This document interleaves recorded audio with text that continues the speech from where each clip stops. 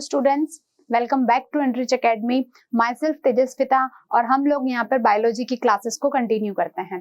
तो जैसा कि प्रीवियस चैप्टर्स में हम लोगों को क्लास 10th में हम लोगों ने लाइफ प्रोसेस इसको स्टार्ट किया था। लाइफ प्रोसेस के चैप्टर के अंदर अभी तक हम लोगों ने बेसिकली न्यूट्रिशन स्टार्ट किया था और न्यूट्रिशन में अब हम लोगों ने अभी तक प्लांट्स में न्यूट्रिशन को स्टार्ट किया है कि प्लांट्स में न्यूट्रिशन कैसे परफॉर्म होता है। टाइप्स हम लोगों ने देखे थे कि कौन कौन से न्यूट्रिशन के टाइप्स होते हैं, that is autotroph and heterotroph. Next हम लोगों ने ये देखा था कि जो different types of mode of nutrition थे प्लांट्स के लिए वो हम लोगों ने देखा। फोटोसिंथेसिस की प्रोसेस हमने देखी थी। इसके अलावा what are the necessary conditions required for the process of photosynthesis. ये सारी चीजें देखने के बाद हमने एक चीज ऑब्जर्व करी थी कि फोटोसिंथेसिस की जो प्रोसेस होती है बेसिकली वो परफॉर्म कहाँ होती है, वो होती है क्लोरोप्लास्ट के अंदर। क्लोरोप्लास्ट का स्ट्रक्चर हमने हमारे लास्ट लेक्चर में बहुत अच्छे से ब्रीफली एक्सप्लेन किया था कि किस बिहाफ पर उसके अंदर थाइलाकोइड्स होते हैं और थाइलाकोइड्स जब इकट्ठे हो जाते हैं, बहुत सारे थाइलाकोइड्स अगर इकट्ठे हो जाते हैं तो वो मिलके क्या बन जाते हैं हमारे वहां पर ग्रेना। और जो बैक पार्ट रहता है हमारा क्लोरोप्लास्ट का, जो जहां पर कोई भी फोटोसिंथेसिस का या क्लोरोफिल नहीं रहता उसको हम बोलते थे स्ट्रोमा। ये प्रीवियस चैप्टर में हम लोगों ने हमारे प्रीवियस जस्ट लेक्चर में हम लोगों ने स्ट्रक्चर ऑफ क्लोरोप्लास्ट को देखा था। तो स्टूडेंट्स आज हम लोग लाइफ प्रोसेस का नेक्स्ट पार्ट कंटिन्यू करने जा रहे हैं और इस पार्ट में हम लोग यहाँ पर आज कंटिन्यू करेंगे मैकेनिज्म ऑफ फोटोसिंथेसिस की। फोटोसिंथेसिस का जो मैकेनिज्म है वो किस तरीके से परफॉर्म होता है। ठीक है, फोटोसिंथेसिस कैसे होता है वो हम लोगों ने देखा था कि उसके सनलाइट की प्रेजेंस में कार्बन डाइऑक्साइड, वाटर ये सब मिलके क्लोरोफिल और सनलाइट की प्रेजेंस में जो प्रोडक्ट बनाते हैं वो क्या बनता है हमारा वहां पर, वो बनता है हमारा वहां पर glucose. Then fresh oxygen human beings के लिए रिलीज होती है, प्लस कुछ अमाउंट ऑफ वाटर जो ट्रांसपिरेशन की फॉर्म में वाटर से रिलीज आउट हो जाता है या एक्सक्रीट आउट हो जाता है। यहाँ पर हम लोगों ने क्या देखा आज कि फोटोसिंथेसिस की बेसिकली इक्वेशन हम लोगों ने देख ली, नेसेसरी कंडीशंस हम लोगों ने देख ली, क्लोरोप्लास्ट का स्ट्रक्चर हम लोगों ने देखा। बट आज हमें ये देखना है कि जो फोटोसिंथेसिस के एग्जैक्ट मैकेनिज्म यानी कि फोटोसिंथेसिस प्रोसेस होता कैसे है, ये रिएक्शन परफॉर्म कैसे होती है। तो फोटोसिंथेसिस की रिएक्शन को हम लोगों ने दो पार्ट्स में डिवाइड किया है। फर्स्ट रिएक्शन हमारी जो है वो क्या है हमारे यहाँ पर लाइट रिएक्शन। तो लाइट रिएक्शन में क्या आएगा, अब आप सोच रहे होंगे कि लाइट रिएक्शन ये होगा कि समथिंग लाइक कि ये लाइट की प्रेजेंस में होती होगी, ऐसा नहीं है। हमने फोटोसिंथेसिस के मैकेनिज्म को दो पार्ट्स में डिवाइड किया है। एक रिएक्शन है हमारी यहाँ पर लाइट रिएक्शन और सेकेंड रिएक्शन जो होगी वो होगी हमारी यहाँ पर डार्क रिएक्शन। दोनों जो रिएक्शन है लाइट रिएक्शन, डार्क रिएक्शन, ये टोटली एक दूसरे से डिफरेंट है। ऐसा नहीं है कि ये लाइट की प्रेजेंस में होती है और ये डार्क की प्रेजेंस में होती है, ऐसा बिल्कुल भी नहीं है। ये जस्ट इतना सा प्रोसेस है कि लाइट रिएक्शन इट मींस ये क्लोरोप्लास्ट के स्ट्रक्चर के ऊपर सरफेस पे होगी जहां पे डायरेक्ट सनलाइट का कॉन्टेक्ट होगा, और लाइट रिएक्शन जो होगी वो डार्क रिएक्शन जो होगी वो क्लोरोप्लास्ट के स्ट्रक्चर के ठीक अंदर परफॉर्म होगी। दैट्स वाई इसको हमने क्या बोला है, डार्क रिएक्शन बोला है। ठीक है, तो स्टार्ट करते हैं हम लोग लाइट रिएक्शन से। तो लाइट रिएक्शन बेसिकली हम लोगों ने क्या देखा था कि हमारे पास जो क्लोरोप्लास्ट का स्ट्रक्चर था, एक बार हम उसको थोड़ा सा रिकॉल कर लेते हैं। ये हमारा क्लोरोप्लास्ट का स्ट्रक्चर था। यहाँ पे डिस्क शेप लाइक बहुत सारे स्ट्रक्चर्स है और इन्हीं डिस्क शेप लाइक स्ट्रक्चर्स को हम लोगों ने क्या बोला था, ये था हमारा एक सिंगल स्ट्रक्चर को तो हमने बोला था थाइलाकोइड।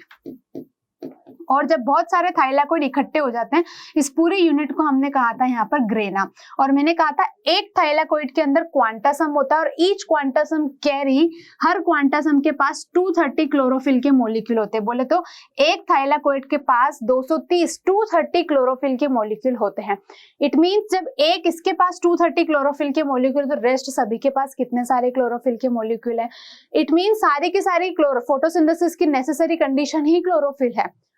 तो फोटोसिंथेसिस की जो रिएक्शन होगी वो बेसिकली कहाँ पे परफॉर्म होगी, वो होगी जब बहुत सारे थाइलाकोइड्स इकट्ठे हो जाते हैं तो हम उनको क्या बोलते हैं, ग्रेना। तो ग्रेना के अंदर हमें इतना पता चल चुका था लास्ट लेक्चर में कि फोटोसिंथेसिस की लाइट रिएक्शन परफॉर्म होगी। क्लोरोप्लास्ट के अंदर जो बैक साइड में जो डेटा रहता है, बैक साइड में जो लिक्विड मटेरियल फिलअप रहता है उसको हम क्या बोलते थे, यानी कि यहाँ पे कुछ फैट रहते थे, कुछ लिपिड्स रहते थे, कुछ स्टार्च रहते थे, जिसको हम क्या बोलते थे, उसको हम बोलते थे यहाँ पर स्ट्रोमा। उसको हम लोगों ने क्या कहा था, स्ट्रोमा। ठीक है, ये था आप लोगों का स्ट्रोमा। अब हम यहाँ पर ये देखने जा रहे हैं कि मैं आपको इतना वापस से रिकॉल करा चुकी हूँ कि यहाँ पे लाइट रिएक्शन यहाँ परफॉर्म होगी क्योंकि स्ट्रोमा के पास कोई क्लोरोफिल के मॉलिक्यूल नहीं है। It contain only some starch and lipid molecule. That's why हम लोग यहाँ पर क्या सोचेंगे कि डार्क रिएक्शन कहाँ पे होगी, स्ट्रोमा में, और लाइट रिएक्शन कहाँ पे होगी, आपकी ग्रेना में। ठीक है, यहाँ तक आप लोगों को क्लियर होगा। आगे देखते हैं हम लोग। सबसे पहले लाइट रिएक्शन को फोटोकेमिकल रिएक्शन बोलते हैं। फोटोकेमिकल प्रोसेस इसलिए बोलते हैं, फोटो इट मीन सनलाइट का डायरेक्ट कांटेक्ट है और कुछ केमिकल रिएक्शन अंदर परफॉर्म होगी, that's why it is known as photochemical reaction. Robert Hill ने इसको डिस्कवर किया था, that's why it is known as Hill's reaction. Second thing जो है एग्जैक्ट साइट लोकेशन कहाँ ये परफॉर्म होगी, तो ये मैंने अभी आप लोगों को बोला जब बहुत सारे थाइलाकोइड्स इकट्ठे हो जाते हैं तो उनको मिला के क्या बोलते हैं हम लोग, ग्रेना। जब थाइलाकोइड डिस्क लाइक स्ट्रक्चर होते हैं जो एक के ऊपर एक पाइल्स लगा के हम ढेर करके इकट्ठा करके रखते हैं और उन सबको इकट्ठा करते हैं तो हम उसको क्या बोलते हैं यहाँ पर, ग्रेना। ग्रेना के अंदर बेसिकली क्लोरोफिल के मॉलिक्यूल्स होते हैं और यहीं पर आप लोगों की लाइट रिएक्शन परफॉर्म होगी। अब बात करते हैं कि रिएक्शन अगर हमें परफॉर्म करनी है तो कुछ तो ऐसे रॉ मटेरियल्स होंगे जिसके बिना इक्वेशन स्टार्ट नहीं हो सकती। तो ऐसे कौन कौन से रॉ मटेरियल्स है जिसके बिना रिएक्शन स्टार्ट नहीं हो सकती, वो हम लोग यहाँ पर देखते हैं। तो देखिए रॉ मटेरियल क्या क्या रिक्वायर्ड है हम लोगों के पास यहाँ पर। एक तो है हमारे पास लाइट, बोले तो सनलाइट, और सेकेंड थिंग है हमारे पास वाटर, बोले तो सनलाइट और वाटर की प्रेजेंस में ये रिएक्शन स्टार्ट हो जाएगी। ठीक है, ये दो नेसेसरी इसके मटेरियल्स है जो हम लोगों को रिक्वायर्ड है। ठीक है, नेक्स्ट आप लोगों को ये देखना है कि जो रिएक्शन है इसके प्रोडक्ट्स क्या बनेंगे, यानी कि आपके पास आउटकम क्या यहाँ पर निकल के आएगा। ठीक है, आउटकम हम लोग यहाँ पर देख लेते हैं। आउटकम जो निकल के आएगा आप लोगों के पास वो क्या है, यहाँ पर प्रोडक्ट्स क्या बनेंगे। तो प्रोडक्ट्स हमारे बनेंगे ATP, adenosine triphosphate. It is a source of energy which is stored in mitochondria and it is the currency unit of energy। Energy की करेंसी यूनिट है एटीपी। एक हमारे पास प्रोड्यूस होगा NADPH2। ये NADPH2 जो होगा ये भी हमारा एक तरीके से एनर्जी का फॉर्म है और प्लस कुछ ऑक्सीजन का अमाउंट यहाँ पर फॉर्म होगा। तो ये तीन प्रोडक्ट्स हमारे यहाँ पर क्या होंगे, लाइट रिएक्शन के दौरान परफॉर्म होंगे। बाकी सारी चीजें हमें पता है, ये फोटोकेमिकल प्रोसेस है, इसको हिल रिएक्शन बोलते हैं, साइट ये है, रॉ मटेरियल लाइट और वाटर चाहिए। बट ये प्रोडक्ट जो तीनों है एग्जैक्टली बनेंगे कैसे, इसके लिए हम इसका मैकेनिज्म देखते हैं कि एग्जैक्ट लाइट रिएक्शन का मैकेनिज्म किस तरीके से परफॉर्म होगा। तो हम लोग लाइट रिएक्शन का मैकेनिज्म देखने जा रहे हैं और ये इसको हम लोग कितने स्टेप्स में कंटिन्यू करेंगे, 3 स्टेप्स में लाइट रिएक्शन का हम लोग परफॉर्म करेंगे। ठीक है, ये 3 स्टेप्स होगी। फर्स्ट स्टेप ये है आप लोगों की, second step photolysis of water and third step is photophosphorylation. In 3 steps के थ्रू आपकी लाइट रिएक्शन परफॉर्म होगी। जो पहली रिएक्शन है आप लोगों की, उस रिएक्शन के अंदर आप लोगों का आएगा फोटो एक्साइटेशन ऑफ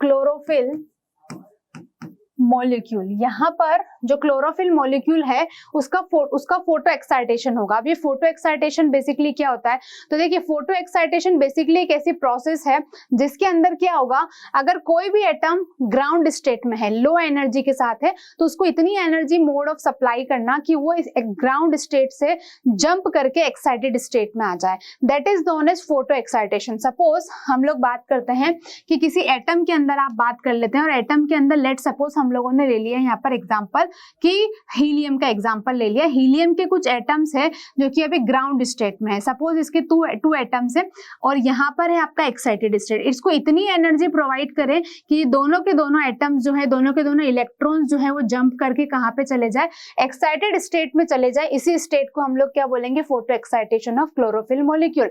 तो यहाँ पर आपको फोटो एक्साइटेशन किसका करना है, photo it mean sunlight, sunlight के पार्टिकल्स आएंगे और एक्साइटेशन इन द सेंस ये होगा कि आप उसको क्या प्रोवाइड करेंगे, एनर्जी प्रोवाइड करेंगे ताकि वो लो लेवल से हाई लेवल पे पहुंच जाए। और ये किसके साथ करना है, ये करना है हमें क्लोरोफिल के मॉलिक्यूल के साथ, जो कि ऑलरेडी लीव्स की लोअर एपिडर्मीज में क्लोरोप्लास्ट के अंदर स्टोर्ड है। ठीक है, अब देखते हैं, लेट सपोज ये आपका स्टार्ट होने जा रही है लाइट रिएक्शन। सबसे पहले जो फोटो एक्साइटेशन है उसके अंदर बेसिकली सनलाइट आई। कहां से आई सनलाइट, सन से आई और उसने स्ट्राइक किया लीव्स को। जैसे ही उसने लीव्स को स्ट्राइक किया तो लीव्स के लोअर एपिडर्मीज में क्या है, स्टोमेटा, और स्टोमेटा के अंदर आपको पता है क्लोरोप्लास्ट। क्लोरोप्लास्ट और ये सारी चीजें उसके अंदर फिल होता है क्लोरोफिल थाइलाकोइड के अंदर। तो जैसे ही क्लोरोफिल को सनलाइट मिली तो इसको थोड़ी सी एनर्जी मिली। इट मींस यहाँ पर क्या हुआ, देखिए ये एक और लेयर बन चुकी है डॉट डॉट जो आपको दिख रही है। इट मींस इसको थोड़ा सा क्या मिल चुका है, बूस्ट अप एनर्जी इसको सनलाइट की प्रोसेस के थ्रू, यानी कि फोटो एक्साइटेशन यही है कि इसको कुछ फोटोन, सनलाइट से आने वाले जो पार्टिकल्स है उसको हम क्या बोलते हैं, फोटोन्स बोलते हैं। तो इसको कुछ फोटोन्स मिले। नेक्स्ट आप लोग देखिए इसको और सनलाइट, क्योंकि इसको कंटिन्यूसली यहाँ से क्या मिलती जा रही है, सनलाइट, तो ये अपनी एनर्जी इसको ट्रांसफर करेगा, ये इसको ट्रांसफर करेगा, इसके पास कंटिन्यूस एनर्जी आती जाएगी तो ये इसके पास, ये इसको ट्रांसफर करता जाएगा, ये इसको ट्रांसफर करता जाएगा। एक स्टेज ऐसा आएगा जहां पर पूरी तरीके से हर एक क्लोरोफिल का मॉलिक्यूल जो होगा वो एक्साइटेड स्टेट में आ जाएगा, प्लस वहां पे एनर्जी की फॉर्म में कुछ क्या रिलीज होंगे, इलेक्ट्रॉन वहां पर रिलीज हो जाएंगे। नेक्स्ट हम लोग यहाँ पर देखते हैं, अभी हम लोगों ने सिर्फ क्या किया है, क्लोरोफिल मॉलिक्यूल को पूरी तरीके से फोटो एक्साइटेड कर दिया है, यानी कि उसको हमने सनलाइट के थ्रू उसकी एनर्जी प्रोवाइड कर दी है। नेक्स्ट स्टेप आप लोग देखिए, हमने क्या देखा था, दो रॉ मटेरियल क्या क्या चाहिए हम लोगों को। एक पहला रॉ मटेरियल हमने देखा था, फर्स्ट रॉ मटेरियल देखिए, तो दो रॉ मटेरियल की रिक्वायरमेंट है। फर्स्ट रॉ मटेरियल है आपका लाइट हम लोगों ने सनलाइट के थ्रू प्रोवाइड करवा चुके हैं और फोटो एक्साइटेशन हो चुका है। नेक्स्ट आप लोगों को क्या प्रोवाइड करना है, वाटर। अब आपको नेक्स्ट रॉ मटेरियल वाटर जो देना है वो आप किससे देंगे, तो नेक्स्ट जो रॉ मटेरियल है वाटर वो किसके थ्रू मिलेगा, वो रूट्स के थ्रू प्लांट्स को मिलेगा, जाइलम वेसल के थ्रू, जो कि हम ऑलरेडी अपने प्रीवियस लेक्चर में काफी बार डिस्कस कर चुके हैं। ठीक है, फोटोलाइसिस में होगा क्या, इसको फोटोलाइसिस और फोटो ऑक्सीडेशन भी बोलते हैं, मतलब एडिशन ऑफ वाटर आपको यहाँ पर मिल रहा है। कंडीशन है इसके लिए सिर्फ और सिर्फ दो ही आयन्स रेस्पॉन्सिबल होंगे, मैग्नीज और क्लोरीन आयन, यानी कि Mn+2 और Cl- मैग्नीज जो है +2 उसकी वैलेंसी है, कैटायन है, पॉजिटिव आयन है, और क्लोरीन नेगेटिव आयन है। इसका जो नेगेटिव आयन होने की वजह से यहाँ पर हम क्या बोल सकते हैं, इसको ये एनायन है। ठीक है, इन दोनों के प्रेजेंस में ही जो सेकेंड वाला स्टेप है ये परफॉर्म हो। अब बेसिकली क्या होगा, तो रिएक्शन पे आप थोड़ा सा यहाँ पर फोकस कीजिए। सबसे पहले H2O का मॉलिक्यूल आया, H2O कहाँ से लिया, H2O लिया है हम लोगों ने कहाँ से, H2O मिला है हम लोगों से रूट से।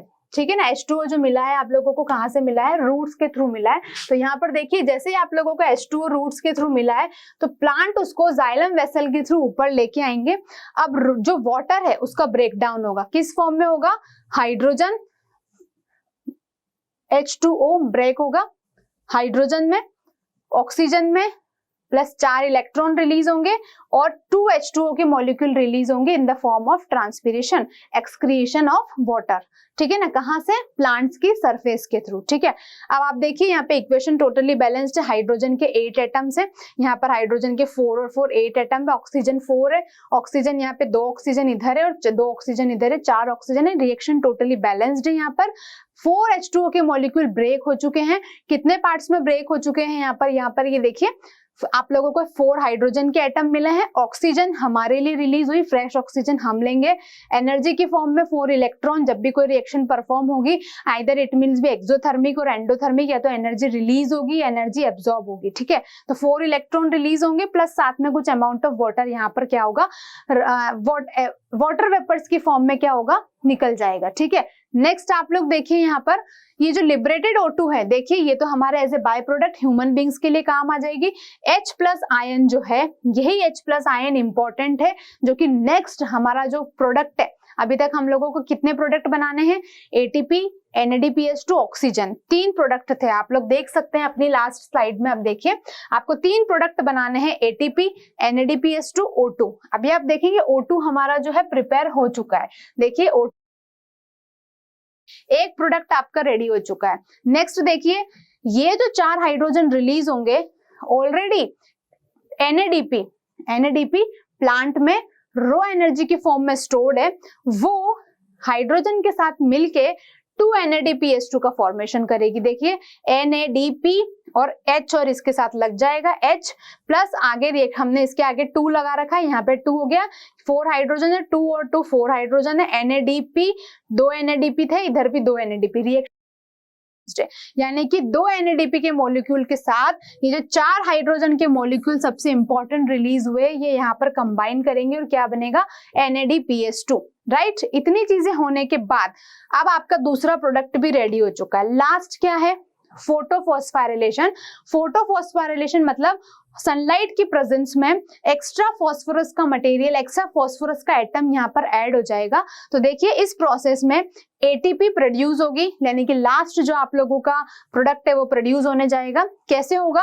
ये होगा क्वांटासम, बोले तो थाइलाकोइड्स में होगा, क्योंकि बेसिकली क्लोरोफिल का मॉलिक्यूल वही है। तो हमें पता है सारी रिएक्शन किसमें परफॉर्म होगी, ये रिएक्शन परफॉर्म होगी ग्रेना के अंदर। और ग्रेना किससे बनता है? थाइलाकोइड से। और थाइलाकोइड में क्या स्टोर्ड है? क्वांटासम। और each quantasome carry 230 molecules of chlorophyll. ये कि हम अपनी प्रीवियस क्लास में अगर आपने नहीं देखा हो तो आप अभी भी सबसे पहले स्ट्रक्चर ऑफ क्लोरोप्लास्ट को देखिए, उसके बाद ही लाइट रिएक्शन को कंटिन्यू करें। तो यहाँ पर एडीपी, एडिनोसिन डाइफॉस्फेट है। देखिए डाई मतलब 2 फॉस्फेट है, यहाँ पर ये डाई से चेंज हो जाएगा ट्राई में, क्योंकि हमने बोला कि यहाँ पर इस प्रोसेस में एक एक्स्ट्रा फॉस्फोरस ऐड होगा। तो डाइफॉस्फेट से कितने फॉस्फेट हो गए? 3 फॉस्फेट, ट्राइफॉस्फेट हो गए। और यहाँ पर आईपी जो है यहाँ पर क्या है? एडीपी के अंदर, यानी कि एक्स्ट्रा फॉस्फोरस ऐड हुआ है। ये देखिए पी दिख रहा है, एक्स्ट्रा फॉस्फोरस ऐड हुआ है और क्या बन चुका है आपका एटीपी। ये आपके तीनों जो है प्रोडक्ट यहाँ पर रेडी हो चुके हैं। तो ये था आप लोगों का बेसिकली लाइट रिएक्शन, जो कि कहाँ परफॉर्म हुआ आपके? ये परफॉर्म हुआ आपके क्लोरोप्लास्ट के ग्रेना में। कहाँ परफॉर्म हुआ? ये क्लोरोप्लास्ट के ग्रेना के अंदर, ठीक है ना। ये हम लोग ऑलरेडी यहाँ पे लिख चुके हैं, क्लोरोप्लास्ट के ग्रेना के अंदर ये परफॉर्म होगा, क्योंकि यहीं पे थाइलाकोइड्स होते हैं और यहीं पर क्वांटासम और क्लोरोफिल के मॉलिक्यूल्स होते हैं। अब बच्चों जो नेक्स्ट रिएक्शन है वो क्या होगी हमारी? नेक्स्ट रिएक्शन, लाइट रिएक्शन खत्म हो चुकी है यहाँ पर। नेक्स्ट रिएक्शन जो होगी वो डार्क रिएक्शन होगी। और ऐसा मैंने बोला है, ऐसा बिल्कुल भी नहीं कि वहां पे सनलाइट नहीं मिलेगी इसलिए उसको डार्क रिएक्शन बोला, ऐसा नहीं है। इसको डार्क रिएक्शन इसलिए बोला है क्योंकि ये बेसिकली क्लोरोप्लास्ट के अंदर सेंटर में परफॉर्म होगी, और सेंटर में परफॉर्म होने के बाद इसको डायरेक्ट सनलाइट के मॉलिक्यूल्स नहीं मिल, हालांकि सनलाइट इसको भी मिल रही है बट ये ठीक सेंटर में होगी। इसको डार्क रिएक्शन इसलिए बोला है क्योंकि स्ट्रोमा के पास क्लोरोफिल नहीं है, जबकि ग्रेना के पास क्लोरोफिल के मॉलिक्यूल्स यहाँ पर थे। ठीक है, आगे देखते हैं हम लोग। जो नेक्स्ट आपका जो पार्ट है वो है अब आपका डार्क रिएक्शन। डार्क रिएक्शन को हम स्टार्ट करने जा रहे हैं। ये फोटोसिंथेसिस का सेकंड मैकेनिज्म है। और डार्क रिएक्शन जो है, सबसे पहले इसको हमने थर्मोकेमिकल रिएक्शन बोला है। थर्मोकेमिकल रिएक्शन इसलिए बोला है हम लोगों ने क्योंकि इसको यहाँ पर सनलाइट नहीं मिल रही, इसको टेम्परेचर मिल रहा है, हॉट टेम्परेचर यहाँ पे मिल रहा है। दैट इज वाई थर्मो मतलब टेम्परेचर इसको मिल रहा है, that is why it is known as thermochemical reaction. इसको डिस्कवर किया था मेल्विन केल्विन, क्या बोलते हैं, केल्विन बेंसन साइकिल। ठीक है ना, 3 साइंटिस्ट ने इसको डिस्कवर किया था, मेल्विन, तो तीन साइंटिस्ट ने इस पे वर्क किया था, तो इसको हमने क्या बोला है, केल्विन बेंसन। कई बार आपसे एग्जाम में डायरेक्ट डार्क रिएक्शन ना पूछ के बोल दिया जाता है एक्सप्लेन केल्विन बेंसन साइकिल, तो it is same as dark reaction. कहाँ परफॉर्म होगा? तो देखिए बच्चों, ये कहाँ परफॉर्म होगा? ये परफॉर्म होगा स्ट्रोमा में, क्योंकि क्लोरोप्लास्ट के स्ट्रोमा के पास पीछे साइड में कोई भी क्लोरोफिल का मटेरियल नहीं है, उसमें सिर्फ स्टार्च और लिपिड्स की क्या चाहिए। अब आप थोड़ा सा एक बार माइंड लगाइए, इसके रॉ मटेरियल्स के लिए थोड़ा सा एक बार सोचिए कि सबसे पहले क्लोरोप्लास्ट के स्ट्रक्चर के अंदर परफॉर्म हो रही है लाइट रिएक्शन। तो जो भी लाइट रिएक्शन अपने प्रोडक्ट बनाएगी, डार्क रिएक्शन अंदर होगी। डार्क रिएक्शन जब परफॉर्म होगी तो लाइट रिएक्शन अपने जो भी प्रोडक्ट बनाएगी वो किसको प्रोवाइड कर देगी? डार्क रिएक्शन को कर देगी। यानी कि लाइट रिएक्शन के जो प्रोडक्ट्स है वो डार्क रिएक्शन के क्या बन जाएंगे? यहाँ पर रॉ मटेरियल। इतनी चीज आप लोगों को समझ में आ गई होगी, ठीक है। यानी कि लाइट रिएक्शन के जो कुछ भी प्रोडक्ट बनेंगे वो डार्क रिएक्शन के क्या हो जाएंगे?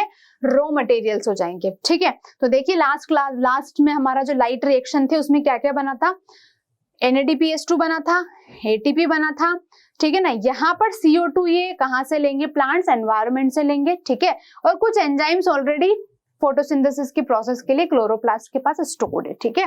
प्रोडक्ट यहाँ पर जो इंपॉर्टेंट प्रोडक्ट हमारा बनना चाहिए, प्लांट बेसिकली फाइनल प्रोडक्ट जो बनाते हैं वो क्या है? ग्लूकोज। और डार्क रिएक्शन में यही प्रोडक्ट बनेगा, ठीक है। डार्क रिएक्शन का मैकेनिज्म हम लोग देख लेते हैं। तो देखिए डार्क रिएक्शन भी 3 स्टेप्स में परफॉर्म होती है, बड़ा इजी है dark reaction as compared to light reaction. थोड़ा सा आराम से इजी प्रोसेस है as compared to light reaction, ठीक है। ये भी 3 स्टेप्स में परफॉर्म होगा। सबसे पहली स्टेप जो होगी हमारी क्या होगी? कार्बोक्सिलेशन। कार्बोक्सिलेशन से आपको पता चल रहा होगा, as a name indicate carbon dioxide कहीं ना कहीं से आ रही है। तो एग्जैक्टली ये सेम ही है कि इस प्रोसेस के अंदर CO2, हमने क्या बोला अभी अपनी लास्ट स्लाइड में कि इसको रॉ मटेरियल क्या चाहिए, इसको रॉ मटेरियल चाहिए CO2, और ये CO2 कहाँ से लेगा, हम रिलीज कर रहे हैं तो प्लांट उसको इनहेल करेगा, यहाँ से इसको CO2 का मटेरियल मिल जाए, CO2 यहाँ से इसको मिल जाएगा। तो कार्बोक्सिलेशन प्रोसेस में बेसिकली क्या होगा, देखिए स्टूडेंट्स की जो कुछ भी CO2 है, CO2 का अमाउंट जो है वो पूरे CO2 के अमाउंट को जो स्ट्रोमा है वो एब्जॉर्ब करेगा और उसको प्लांट के अभी तक बॉडी पार्ट्स पे पहुंच रहा था, अब वो पहुंचेगा सेल्स तक, मतलब पूरे क्लोरोप्लास्ट के स्ट्रक्चर के अंदर CO2 एब्जॉर्ब हो जाना चाहिए। और एब्जॉर्प्शन की प्रोसेस जब सेल तक होती है, यानी कि अगर बॉडी पार्ट्स करते हैं तो हम उसको एब्जॉर्प्शन बोलते हैं, लेकिन अगर सेल्स और टिश्यू भी किसी मटेरियल को एब्जॉर्ब करते हैं then that process is known as assimilation. ठीक है, तो यहाँ पर इस स्टेप में CO2 एसिमिलेट होगा। अब किसकी हेल्प से होगा, तो देखिए दो टाइप के प्लांट हैं, एक C3 प्लांट और एक C4 प्लांट। C3 प्लांट को बोलते हैं RUBP और C4 प्लांट को बोलते हैं PEP। C3 C4 प्लांट आप इस तरीके से कर सकते हैं, डिपेंड अपॉन कि कुछ प्लांट की अलग कंडीशंस होती है, कुछ प्लांट की कंडीशंस अलग होती है, for growing, for cutting, her climatic conditions जो होती है वो सारी अलग अलग होती है। उस भी आप ऐसा समझ सकते हैं कि C3 C4 plant RUBP, C4 plant PEP, ये प्लांट क्या करेंगे, CO2 को एब्जॉर्ब करेंगे। बट CO2 को एब्जॉर्ब करने के लिए सेल्स तक पहुंचानी CO2, और हमने बोला सेल्स तक जब कोई मटेरियल पहुंचता है तो हम क्या बोलते हैं उसको, एसिमिलेशन। ठीक है, तो ये जब प्लांट CO2 एब्जॉर्ब करेंगे, एसिमिलेट करेंगे, कौन कौन से प्लांट, C3 और C4 प्लांट, यानी कि RUBP और PEP प्लांट, उसके लिए आपको दो एंजाइम रेस्पॉन्सिबल चाहिए।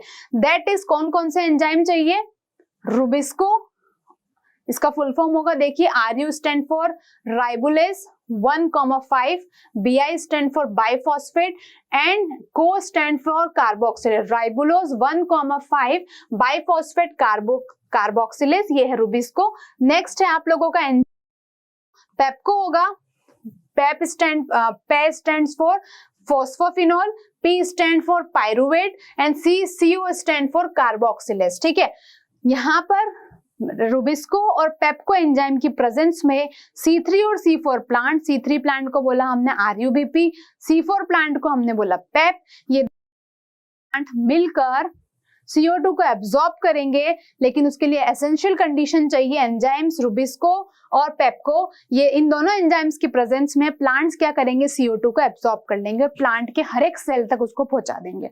नेक्स्ट है बेटा फाइनली सिंथेसिस ऑफ ग्लूकोज। तो देखिए फाइनली अब हमारा क्या बनने जा रहा है, ग्लूकोज। तो जो कुछ भी CO2 एब्जॉर्ब हुई है उसको किस में कन्वर्ट कर दिया जाएगा, क्योंकि ऑलरेडी मैक्सिमम मटेरियल प्रोडक्ट जो किसने बना दिया था, लाइट रिएक्शन में बना था, वही product as a raw material dark reaction को मिला था, अभी मैंने आपको एक्सप्लेन किया। ठीक है, अब CO2 एब्जॉर्ब हो चुकी है, फाइनली वो जैसे ही CO2 एब्जॉर्ब होगी तो अंदर रिएक्शन परफॉर्म होगी और वो CO2 सेल्स जब एब्जॉर्ब करेंगे तो वो अपने फूड को किस में कन्वर्ट कर देंगे, ग्लूकोज में। कैसे कन्वर्ट करेंगे, तो देखिए हम लोगों ने फोटोसिंथेसिस की रिएक्शन पढ़ी थी, देखिए 6CO2 plus 12H2O, sunlight light reaction ये हो चुकी है, क्लोरोफिल लाइट रिएक्शन में था, वहां पे ये सारी चीजें परफॉर्म हो चुकी है। C6H12O6 प्लस 6H2O प्लस क्या रिलीज होगा, 6O2। ठीक है ना, तो ये कार्बन डाइऑक्साइड जैसे ही प्लांट ने एब्जॉर्ब करी, वाटर ऑलरेडी प्रेजेंट है, कहाँ प्रेजेंट है वाटर, 12H2O, ये जाइलम के थ्रू रूट्स एब्जॉर्ब कर लेगी। इन दोनों की प्रेजेंस में CO2 एब्जॉर्ब होते हैं, क्योंकि अभी तक लाइट रिएक्शन में CO2 नहीं मिली थी, तो जैसे लाइट रिएक्शन डार्क रिएक्शन में CO2 मिली, उसने तुरंत फूड को किस में कन्वर्ट कर दिया, C6H12O6, यानी कि फूड का फाइनल प्रोडक्ट आपका बन चुका है। रिएक्शन बैलेंस्ड है, एक बार देख लेते हैं। यहाँ पर हाइड्रोजन 24 है, 12 24, ऑक्सीजन 12 है, 12 24, 6 18 24, रिएक्शन आपकी बैलेंस्ड है फोटोसिंथेसिस की। ठीक है, तो जैसे ही डार्क रिएक्शन में प्लांट्स को CO2 मिला, लाइट रिएक्शन में ऑलरेडी थाइलाकॉइड के पास क्लोरोफिल का मॉलिक्यूल था, सनलाइट वहां पे लाइट रिएक्शन में मिल गई थी, वहां पे ऑलरेडी O2 ATP NADPH2 बन चुका था। जैसे ही प्लांट्स को देर थी CO2 एब्जॉर्ब करने की, CO2 उनको जैसे मिला, उन्होंने तुरंत फूड को किसमें कन्वर्ट कर दिया, आपका फाइनल प्रोडक्ट जो बनना था डार्क रिएक्शन का ग्लूकोज, उसमें कन्वर्ट किया उसको, और फाइनली आप लोगों को यहाँ पर ये फ्रेश 6O2 ऑक्सीजन रिलीज हो जाएगी, जो कि ह्यूमन बींग्स एनिमल्स ले लेंगे अपने खुद के फ्रेश ऑक्सीजन के लिए। H2O जो होगा एक्सक्रिएशन की फॉर्म में रिलीज हो जाएगा। तो फाइनल प्रोडक्ट ग्लूकोज बन चुका है। ये सेकेंड स्टेप थी। लास्ट स्टेप में क्या होगा, रीजनरेशन ऑफ RUBP, यानी कि जो एंजाइम्स यहाँ पर C3C4 प्लांट्स में खत्म हो चुके थे, या फिर प्लांट्स के अंदर जो कुछ भी किसी चीज का कुछ एब्जॉर्प्शन होने के बाद कोई डेफिशिएंसी रह जाती है, तो उस टाइम पे वो जो एंजाइम्स है यहाँ पर रुबिस्को और पेप्को यूटिलाइज होने के बाद उनका जो अमाउंट कम होता है वो दोबारा यहाँ पे रीजनरेट हो जाते हैं, फिर से बन जाते हैं, ताकि डार्क रिएक्शन रुके ना और कंटिन्यूटी में आगे चलती रहे। तो ये था आप लोगों का डार्क रिएक्शन। तो ये जो मैकेनिज्म ऑफ फोटोसिंथेसिस हम लोगों ने दो पार्ट्स में डिवाइड किया था, कौन कौन से, एक तो हमारा था लाइट रिएक्शन और ये था हमारा डार्क रिएक्शन।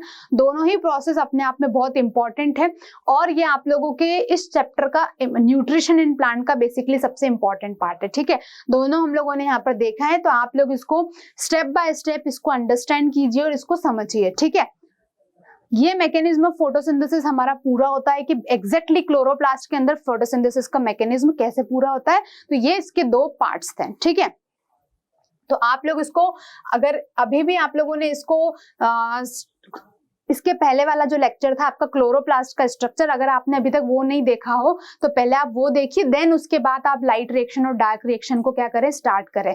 अदरवाइज आपको लाइट रिएक्शन डार्क रिएक्शन समझ में नहीं आएगी, क्योंकि बिफोर क्लोरोप्लास्ट का स्ट्रक्चर जब तक आप नहीं पढ़ेंगे तब तक आपको कोई भी टर्मिनोलॉजी और मैकेनिज्म ऑफ फोटोसिंथेसिस समझ में नहीं आएगा। तो इट शुड बी रिक्वेस्ट कि आप पार्ट 1 से कंटिन्यू करेंगे तो आपको चैप्टर बहुत अच्छे से समझ में आएगा। ठीक है, तो अभी तक हम लोग पार्ट 5 पे पहुंच चुके हैं। इसके बाद आप लोग अच्छे से मैकेनिज्म ऑफ फोटोसिंथेसिस को पढ़िए। इसमें कोई भी आपको डाउट आता है तो आप लोग कमेंट बॉक्स में क्वेश्चन कर सकते हैं। वीडियो आप लोगों को अच्छा लगा हो तो आप अपने फ्रेंड्स के साथ भी इसको शेयर करें, लाइक करें, सब्सक्राइब करें। नेक्स्ट पार्ट में फिर से हम लोग अपने नेक्स्ट चैप्टर के जो नेक्स्ट पार्ट है उसमें मिलेंगे और चैप्टर को कंटिन्यू करेंगे। तब तक आप अपने इसी चैप्टर को अपनी स्टडीज को बनाए रखिए। Thank you.